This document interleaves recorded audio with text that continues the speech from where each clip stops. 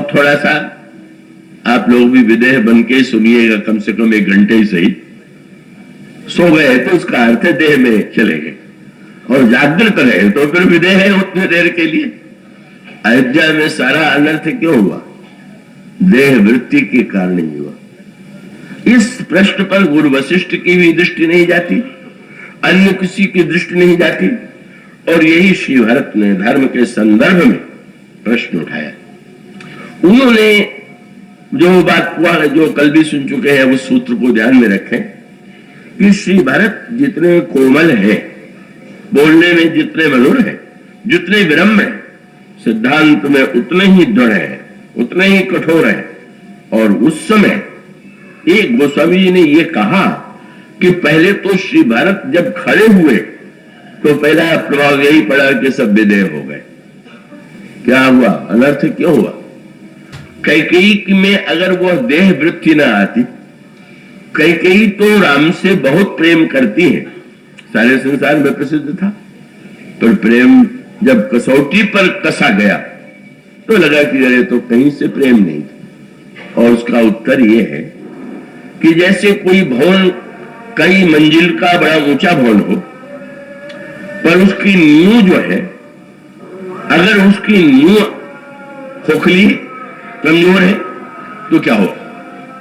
बड़ा भवन खड़ा हो गया, पर नींव अगर दुर्बल है तो गिरेगा। इसी प्रकार से प्रेम का बहुमंजिला भवन दिखाई दे और उसकी नींव की में कमी हो तो एक झोंके में गिरे बिना नहीं रहेगा। कैकेयी की स्थिति इसी प्रकार की। प्रसिद्ध तो यह हो गया कि कैकेयी राम से बड़ा प्रेम करती है, भरत से भी जितना वह प्रेम नहीं करती उतना प्रेम वे राम से करती। पर समय का एक झोंका आया राम, क्यों? उसका एक सूत्र यही है कि भरत सारे अनर्थ के मूल में यह था कि वे इस बात को, और वो उनके वार्तालाप में उसकी दुर्बलता सामने आ गई। और सामने यूं कह ले कि नींव की सबसे बड़ी विशेषता क्या होती है कि नींव तो सबसे नीचे है, और नींव के जो पदार्थ है, नींव में जो ईंट है, जो पत्थर है, वो तो कभी नहीं दिखाई देगा। अगर वो नींव के ईंट में, नींव के पत्थर में ये आवे कि हम जब इतने बड़े मकान को संभाले हुए हैं तो लोग मकान को तो देखेंगे नहीं, मुझे देखें, और वही कहीं ऊपर आ जाए कि हमें भी तो देखो हम कौन है, तो फिर वही होगा। उसका अर्थ क्या है? याद रखिए, कैकेयी जी जिस संस्कार से मुक्त नहीं हो पाई और जिसको मंथरा गहराई से जानती थी, जब उन्होंने कैकेयी को कठोर दंड देने के लिए कहा, तुम झगड़ा लगाना चाहती हो, तुम राम से बढ़ करके, यहां तक कह दिया प्राण से अधिक राम प्रिय मोरे, तिनके तिलक क्षोभ कष्ट हो रहे। मंथरा, मैं पूछना चाहती हूँ, क्या तुम नहीं जानती हो कि राम मुझे प्राण से भी अधिक प्रिय है? उनके तिलक से तुम्हें क्यों क्षोभ होना चाहिए? मैं प्रसन्न हूं। मैं तो कहती हूं कि जो तुम मांगोगी वो मिलेगा, और तुम मुझे इस तरह से मुझे बरगलाना चाहती हो, मेरी बुद्धि को भ्रमित करना चाहती हो। जिन्होंने इतनी ऊंची भावना प्रकट की, मंथरा के स्थान पर कोई होता तो भयभीत हो जाता, क्षमा मांग लेता कि अच्छा मुझसे भूल हो गई। पर मंथरा तो बाल्यावस्था से ही कैकेयी को जानती रही। कैकेयी को जितना मंथरा पहचानती है उतना तो पूरी अयोध्या में एक लक्ष्मण जी को समझ करके और कोई समझने वाला नहीं था। जैसे लक्ष्मण जी जानते थे कि कभी भी अयोध्या में जो अनर्थ होगा उसके मूल में मंथरा ही होगी। उसका अभिप्राय था कि वो तो प्रारंभ से ही कैकेयी देश में रही और वो महाराज कैकेयी ने उसको साथ में भेजा था। तो कैकेयी बाहर से जो दिखाई देती है उसे भी वो जानती, पर बाहर के साथ जो भीतर है उसे भी उसने देखा है, जानती। और वो भीतर से क्या अभिप्राय है? उसका अभिप्राय कि ऊपर तो इतनी ऊंची भावना, पर मंथरा वह बात जो जानती है, जैसे यो दृष्टांत दिया गोस्वामी जी ने कि जब पानी बरसता है तो आप क्या देखते हैं बरसात ऋतु में? न जाने कितने कीड़े मकोड़े जो गर्मी के ऋतु में नहीं दिखाई देते, बरसात होते ही नीचे निकल आते हैं। तो आकाश से पानी थोड़ी कीड़ों को बरसाता है, वो तो पृथ्वी में ही कहीं गहराई से मेढक भी है और जंतु भी है, घास फूस भी है। बस वर्षा होने के कारण जो भीतर पृथ्वी में है वो बाहर आ जाता है। ठीक यही स्थिति कैकेयी जी की। कैकेयी जी की बुद्धि जो है वो मानव भूमि है, और वो भूमि ऊपर से बहुत अच्छी लग रही थी, पर भीतर उसमें जो दुर्बलता है उसको जानती है मंथरा। और इसलिए गोस्वामी जी ने कहा भी कितना उपमा कितनी सुंदर दी। बोले विपत्ति बीज बरसा ऋतु चेरी और भूमि भाई कुमति कैकेयी केरी। कैकेयी की जो बुद्धि थी वो भूमि है, और ये मंथरा की जो वर्षा है उसने वो जानती है। अरे देखिए हम बताए देते हैं आपके भीतर क्या है। और वो भीतर क्या था पूछ दिया मंथरा ने धैर्यपूर्वक। अच्छा, आपको राम प्राण से बढ़कर के प्रिय है, भारत से अधिक प्रिय है, पर इसका कारण क्या है? बस जो उत्तर मेरा तो पता चल गया और उनकी दुर्बलता सामने आ गई। उन्होंने कहा मंथरा तुम नहीं जानती हो कि कौशल्या सम सब महतारी, रावणी सहज सुभाग्य प्यारी। राम तो जितनी माताएं हैं सबको कौशल्या जी की तरह चाहते, और अगर वे कहती कि वे तो कौशल्या के समान ही मुझे चाहते तो वो शायद अधिक उपयुक्त होता। पर मंथरा ने तुरंत कुरेदा, तो क्या राम जो है कौशल्या जी की तरह आपको चाहते हैं? कैकेयी जी ने कहा कौशल्या की सारी माताओं को तो कौशल्या की जी की तरह चाहते, पर मुंह पर करही स्नेह विषय मुझे सबसे अधिक महत्व देते, और यही प्रत्येक अहंकारी की मांग है। सात्विक अहंकार भी जिनके जीवन में होता है, जो त्याग करते हैं, दान देते हैं, अच्छे कार्य करते हैं, वो भी तो ये चाहते हैं कि भाई लोगों की अपेक्षा मुझे सम्मान तो अधिक मिलना ही चाहिए। ये वृत्ति छूटना तो बड़े से बड़े सद्गुण संपन्न व्यक्तियों के लिए भी का संभव नहीं होता। और कैकेयी जी में भी वही दुर्बलता है। वो दुर्बलता यह है कि उनकी नींव ये नहीं है। कह सकती थी कि राम तो साक्षात ईश्वर है, अंगद ने यही कह दिया। जब रावण की सभा में अंगद गए तो अंगद ने सोचा कि इस बंदर को मैं ऐसा घायल करूं, चोट पहुंचाऊं कि राम के विरुद्ध विद्रोह कर दे। और उसने अपनी व्यंग्यात्मक शैली में अंगद से पूछा, बंदर तुम्हारा परिचय क्या है? अंगद ने कहा, अंगद नाम बालिकर बेटा। अंगद मेरा नाम है और मैं बालिका पुत्र हूं। अंगद भी व्यंग्य की भाषा में बोलने के अभ्यस्त थे। पूछ दिया, तासे कबहू भईत ही भेटा, कभी क्या आपसे मेरे पिताजी की भेंट हुई थी? अब रावण कैसे चुप मारता, उसने व्यंग्य में पूछा, उन्होंने व्यंग्य में पूछ दिया क्या भेंट हुई थी? और तब तुरंत कहा भेंट तो हुई थी, लेकिन वो तो मेरे मित्र थे तो उनका कुशल समाचार भी तो सुनाओ। पुण्य कहा कुशल बालिका आई। व्यंग्य क्या था?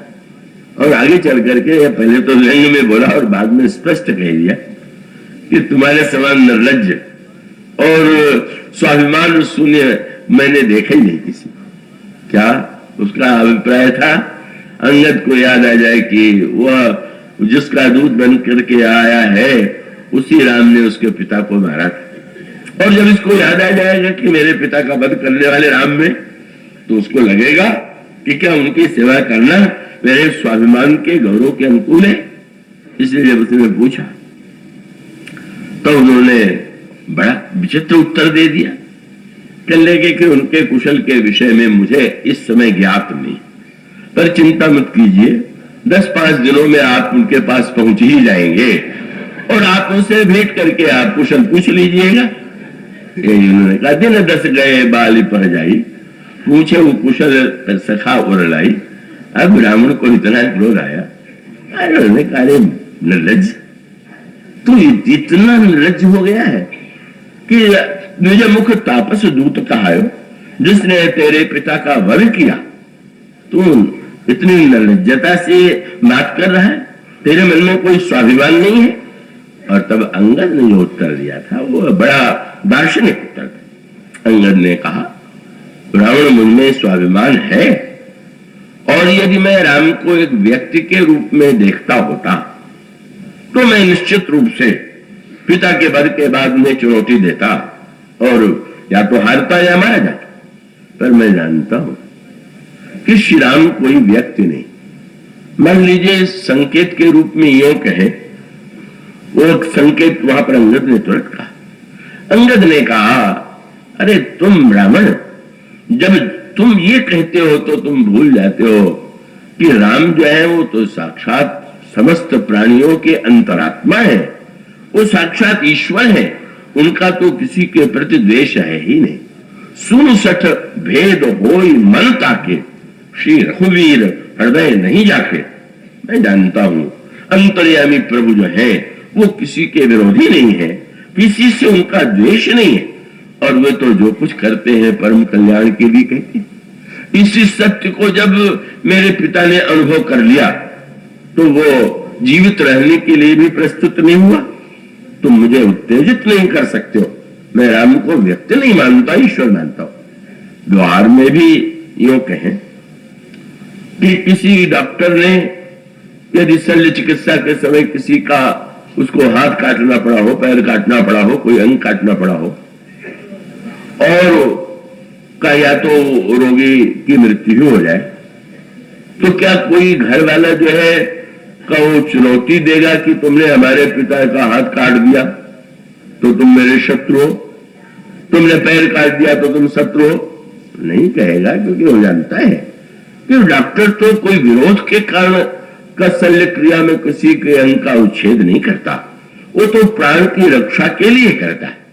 तो मेरा संकेत ये था कि मैं जानता हूं कि प्रभु का मेरे पिता के प्रति कोई द्वेष नहीं था, पर हमारे पिता के जीवन में जो अभिमान का रोग उत्पन्न हो गया था उसको नष्ट करने के लिए प्रभु ने वाण के द्वारा उस अभिमान को नष्ट करने की चेष्टा किया और वो नष्ट हो गया। और उसके बाद तो उन्होंने स्वयं पिताजी से ये कहा कि जब पिताजी से प्रभु स्वयं रामभद्र ने कहा कि करूं अचल, मैं तुम्हें जीवित रखना चाहता हूं, तो उन्होंने कहा, प्रभु जान मोहि अभिमान बस, कहू राखू शरीर ही, कस अस कवन सठाठ, काट सुरतर वारी करी बबू रही। इसलिए मैं जानता हूं कि हमारे प्रभु किसी से द्वेष नहीं करते। बस यह स्मरण आता है सुमित्रा अम्बा में, कैकेयी जी में और कौशल्या जी में। जो अंतर है वो अंतर यही। सुमित्रा जी के जीवन में राम के ईश्वरत्व के प्रति पूर्ण आस्था है, और उसी आस्था के कारण उन्होंने लक्ष्मण को वन भेज दिया, और वन ही नहीं भेज दिया। जब लक्ष्मण जी की मूर्छा का मृत्यु शैया पर पड़े हुए ये समाचार सुमित्रा अम्बा को मिला तो एक क्षोभ नहीं हुआ कि मैंने तो अपने बेटे को भेज दिया और राम ने अपने लिए मरवा दिया, हमारे पुत्र की रक्षा नहीं की। ये भाव आ सकता था अगर राम को उन्होंने एक मानव के रूप में देखा होता, स्वार्थी व्यक्ति के रूप में देखा होता।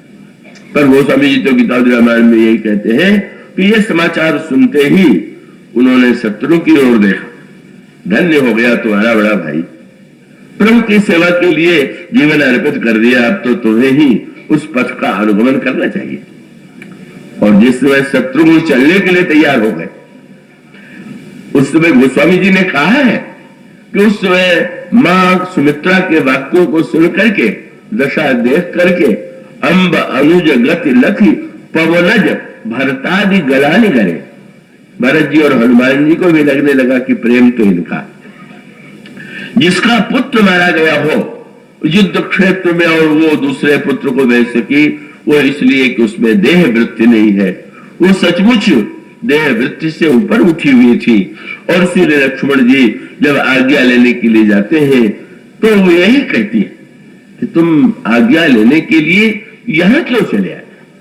और जब लक्ष्मण जी ने ये कहा कि प्रभु का आदेश है कि मैं मां आपसे आज्ञा लेकर के आऊं, मां से आज्ञा लेकर के आऊं, तो मां ने मीठे स्वर में उलाहना दिया। लक्ष्मण राम ने कहा कि माता से आज्ञा ले आओ और तुम यहां चले आए, और याद दिलाया तात तुम्हारी मां तो वैदेही के बेटे हो करके देह को माता मान बैठे। तुम्हारी देह दृष्टि हो गई, क्या मैं तुम्हारी मां मैं हूं? तात तुम्हारी मां तो वैदेही, पिता राम सब भांति सनेही, और इसलिए जो पैसी राम बर जाही, अवध तुम्हारा कार्य कछु नहीं। वह भावना ही प्रतिकूल परिस्थितियों में भी उन्हें प्रसन्नता ही देती है। कैकेयी जी की समस्या दूसरी, वो राम को जो इतना महत्व देती है उसमें कोई ईश्वर भावना भी नहीं। कभी भी कैकेयी जी ने श्री राम को ईश्वर के रूप में नहीं देखा, ऐसा ही संकेत पूरे ग्रंथ में आता है। उनके प्रेम की जो नींव थी वह सूत्र जो उनके मुंह से निकला। इस संदर्भ में एक बात की ओर मैं आपका ध्यान आकृष्ट करूंगा।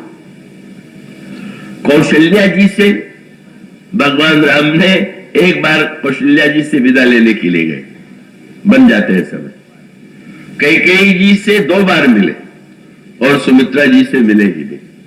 कैसी अद्भुत बात, क्या इसका अर्थ हुआ? सुमित्रा जी से मिले बिना प्रभु चले गए वन। अगर कोई व्यक्ति क्रिया को देख करके व्यवहार के विषय में निर्णय करता, अधिकांश लोग तो बस संसार क्रिया देख करके व्यक्ति के विषय में निर्णय करता है कि ये मेरे प्रति कैसा भाव रखते, और प्रेमी भावना के आधार पर निर्णय क्रिया की व्याख्या करता है। क्रिया के आधार पर व्याख्या करने वाला देह वृत्ति वाला है और हृदय के आधार पर व्याख्या करने वाला प्रेमी है। इसलिए यह जो अंतर है, और उसका अभिप्राय है कि सुमित्रा अम्मा को प्रत्येक कार्य में गुण ही गुण दिखाई देता है, क्योंकि वो तो स्वयं देह भावना से ऊपर है। पुत्र को भी देह भावना से ऊपर उठने की ही प्रेरणा देती है। कैकेयी जी की समस्या वही थी कि वो कुछ भी ऊंचाई दिखाई दे रही, पर नींव तो देह भावना है। जब उन्होंने कहा कि राम मुझे अधिक चाहते हैं, तो मानो दुर्बलता प्रकट हो गई। अभिमानी की यही मांग है कि वे सबसे बराबरी का व्यवहार कीजिए, पर अब सबकी तरह मुझसे किया तो फिर क्या किया, मुझे तो कुछ अधिक वो मिलना चाहिए। मंथरा मन ही मन हंसी पूछ दिया, राम आपसे बहुत प्रेम करते हैं, अपनी मां से भी अधिक प्रेम करते हैं, इसे आपने कैसे जाना? और तब उन्होंने कहा, मैं करी प्रीति परीक्षा देखी। मंथरा, मैंने उनके प्रेम की परीक्षा लेके देखा। मंथरा मन ही मन प्रसन्न हो गई। याद रखिए, जो प्रेम की परीक्षा ले, बस वही तो संसार की पाठशाला में परीक्षा लीजिए, पर प्रेम की पाठशाला में परीक्षा की बात तो कभी आती ही नहीं। वहां का तो नियम ही कुछ अलग है, वहां का नियम, वहां का विधान, वहां का गणित सब अलग है। और वो जो गणित उस बात को जानता है, इसलिए लिखे तो भाई संसार के में जो वक्तृत्व बोले, जितना अच्छा बोले उतना अच्छा वक्ता, और प्रेम राज्य में जो जितना लड़खड़ा जाए बोलने में, वो उतना ऊंची स्थिति, और बोलना ही मिट जाए तो कहेंगे कि हाँ भाई ये तो सचमुच। यहां तक तो सब संसार के गणित में 1 और 1 मिला करके 2 होता है, पर प्रेम की पाठशाला में अगर कोई कह दे 1 और 1 2, तो कहेंगे ये इस पाठशाला का विद्यार्थी नहीं। वहां तो 1 और 1 मिलके 1 ही होता। उसका अभिप्राय कि 2 व्यक्तियों के मिलन में अगर 2 व्यक्ति रह गए तो प्रेम है ही नहीं। जो 2 के स्थान पर 1 हो गया तो समझ लीजिए कि प्रेम। तो प्रेम राज्य का जो विधान है वो तो सांसारिक विधान से ठीक उल्टा है।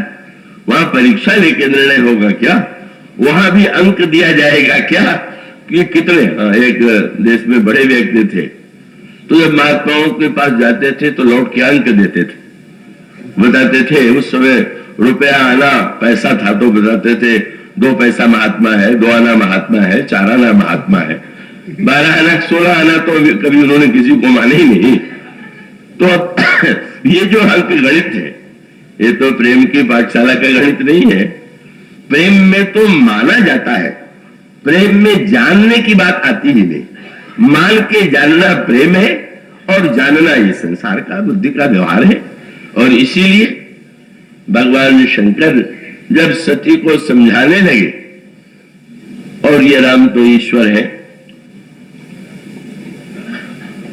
सती जी नहीं समझ पाई, तो भगवान शंकर ने थोड़ा क्षुब्ध होकर के कहा, जो तुम्हारे मन अति संदेह हो तो किन जाई परीक्षा ले हो। तुम्हारे मन में यदि इतना संदेह है तो तुम जाकर के परीक्षा क्यों नहीं लेती हो। सती जी को आश्चर्य हुआ, आप ये क्यों कहते, परीक्षा लेने में चल रही हूं तो इतने देर तक आप भी फिर मेरे साथ भी चले चलिए। भगवान शंकर नहीं गए। उन्होंने कहा, अब इतनी बुद्धिमान तो आप ही हैं कि ईश्वर की परीक्षा ले सके, मैं अपने में इतनी योग्यता नहीं मानी। आप दक्ष की पुत्री है, चतुर की बेटी है, पर प्रजापति की पुत्री है, आप जाइए, आप क्या करेंगे। तब लगी बैठी हूं, बट चाहिए, देख रही हो बट की कितनी सुंदर छाया है, यही बैठा रहूंगा। संकेत बट को विश्वास के रूप में रामायण में देखा गया। बट विश्वास, उसका अभिप्राय है जब तक तुम संदेह के जंगल में भटकोगी मैं विश्वास की छाया में विश्राम करूंगा, जाओ भटको। तभी आशा करते थे कि कहेंगे नहीं नहीं आप नहीं जा रहे हैं तो मैं नहीं जाऊंगा, लेकिन जब देखा कि जा ही रही है तो फिर कहा, लगा ध्यान रखना, जैसे मिटे मोह भ्रम भारी करे उस जतन विवेक विचारी। अच्छा, विश्वास तुम्हारे जीवन में नस है, पर विवेक, तुम बुद्धिमान तो मानती हो तो विवेक और विचार का परित्याग मत कर रहे। अच्छा महाराज, और विवेक और विचार का प्रयोग क्या हुआ, बोले पुनि पुनि हृदय विचार है। बड़ी बढ़िया बात आई, वो शंकर जी की आज्ञा यही तो थी, विचार करना, तो विचार कर रही है, पुनि पुनि हृदय विचार कर। पर रामायण में बहुत बढ़िया संकेत दिया गया, विचार क्या है, विचार है मथानी, मुदिता मथ है विचार मथानी। तो वही मथानी का तो प्रयोग करना चाहिए, पर दही के स्थान पर आप पानी में मथानी चलाने लगे तो क्या आप आशा करते हैं कि उस मथानी से मक्खन निकल आएगा क्या। तो इसका अभिप्राय है कि विचार की मथानी चलाने के पहले उसको जो दही चाहिए वो तो है नहीं, क्योंकि वो तो दही बनने की प्रक्रिया उत्तरकांड में जो लिखी है वो तो बड़ी कठिन है। का इसका अभिप्राय है कि वहां तो विश्वास भी चाहिए, का सद्गुण भी चाहिए, सत्कर्म चाहिए, वो तो कुछ नहीं है। अब वो विचार, ऐसा विचार उन्होंने किया कि उसको विचार कहे क्या विचार कहे, क्या बोले पुनि पुनि हृदय विचार करे तो धरि सीता कर रूप। ये निर्णय किया कि अब एक ही उपाय है, राम ईश्वर है कि नहीं है इसकी परीक्षा लेनी। अगर मैं सीता जी का वेश बना करके जाती हूं और वो पहचान लेते हैं तो इसका अर्थ है सर्वज्ञ, और यदि नहीं पहचान पाते हैं तो इसका अर्थ है कि वो मनुष्य है। और उन्होंने सीता का वेश बनाया, राम को बस मानो जिस मार्ग से जाना जाता है ठीक उससे उल्टा मार्ग। भगवान की घोषणा है, निर्मल मन जन सो महि पावा, मोहि कपट छल छिद्र न भाव। या तो कपट सीता जी का वेश बना करके जो ही भगवान श्री राम के सामने गई, प्रभु ने पहला कार्य यही किया, जोरी पानी प्रभु की न प्रणाम, पिता समेत लीन निज नाम, मैं दशरथ का पुत्र राम आपको प्रणाम करता हूं। आश्चर्य हुआ सती जी को, मेरे पतिदेव को तो इन्होंने प्रणाम किया नहीं, उन्होंने इनको प्रणाम किया, मुझे ये प्रणाम कर रहे हैं। पर भगवान ने हंस करके मन ही मन कहा कि वो तो परीक्षा लेने आए नहीं थे, वो तो भक्त थे तो उन्होंने मुझे प्रणाम किया, पर आप जब परीक्षक बन करके आई है तो विद्यार्थी को तो प्रणाम करना चाहिए। अब आप आई है परीक्षा लेने के लिए, आप प्रमाण पत्र देने वाली है कि मैं ईश्वर हूं कि नहीं हूं। तो हमारा इसका अभिप्राय यह है कि ईश्वर जो है वो परीक्षा करके अगर कोई मानेगा तो अभी पास करेगा, कल अनुत्तीर्ण कर देगा। आज आपकी इच्छा पूरी हो गई तो ईश्वर बहुत कृपालु, बड़ा अच्छा, कल इच्छा पूरी नहीं हो तो किसी काम का ईश्वर नहीं, तो वो तो नित्य परिवर्तित होगा। इसलिए जहां भगवान से जो प्रेम करता है जिसकी आस्था है, जिसका विश्वास है, वो परीक्षक बन करके थोड़ी देखेगा। पर कैकेयी जी की समस्या यही है कि वो उस मैं करी प्रीति परीक्षा देखी, बस मंथरा को अवसर मिल गया। उसने पूछा, अच्छा ये बताइए, विद्यार्थी की परीक्षा ली जाती है तो क्या जीवन में एक ही बार ली जाती है कि हर वर्ष ली जाती? तो हर वर्ष ली जाती है। तो आपने जब परीक्षा लिया था तब पास हो गए थे, अब आप परीक्षा लीजिएगा तो आपको बिल्कुल अनुत्तीर्ण मिलेंगे। परीक्षा तो लीजिए, बस यही परीक्षा तब लेती होंगी जब ये संशय आता होगा कि देखें ये अपनी बात को अधिक चाहते हैं कि मुझे अधिक चाहते हैं। वही वो संशय की, वो जो नींव की दुर्बलता है, उसमें विश्वास नहीं, उसमें संशय, उसमें निर्भिमानता नहीं है, अभिमान है। और उसके साथ साथ फिर और उकसाया मंथरा ने, तो देवी आप उसके पश्चात आपकी और कोई इच्छा है? तो इच्छा यही है कि मैं तो पूजा करने के बाद ब्रह्मा से यही कहती हूं कि जो विधि जन्म देई करी छोहू तो हो ही राम से पुत्र पतो।